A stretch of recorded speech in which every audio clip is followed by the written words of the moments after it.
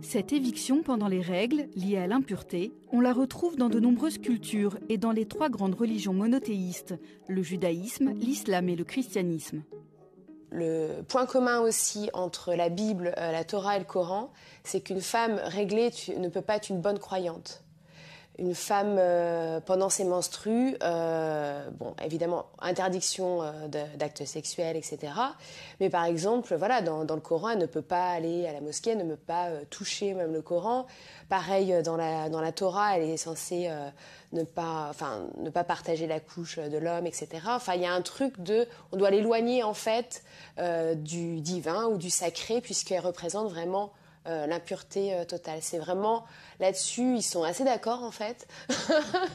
Il y a un œcuménisme en fait de la vision religieuse sur les règles. À la fin des règles, dans certaines religions, on doit faire des bains de purification de façon à ce que la négativité de la femme soit enlevée et elle redevienne pure, c'est-à-dire fécondable. Il ne s'agit pas seulement de rester à l'écart des hommes pendant les règles, il faut surtout éviter tout rapport sexuel. Faute de connaître les secrets de la fécondation, on a longtemps pensé que le coït pendant les menstruations était responsable de malformations chez le fœtus et même de la couleur des cheveux.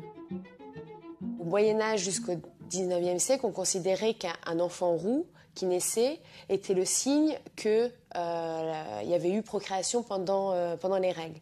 Et donc, un enfant roux, c'était le signe du diable, mais surtout le signe du péché, que le couple en fait avait eu des actes sexuels pendant les règles, et du coup la couleur des cheveux, c'était lié en fait au sang menstruel. Et on retrouve ça, c'est-à-dire qu'aujourd'hui, au XXIe siècle, il y a des gens qui disent à l'école on disait t'es roux, ta mère a baisé pendant les règles.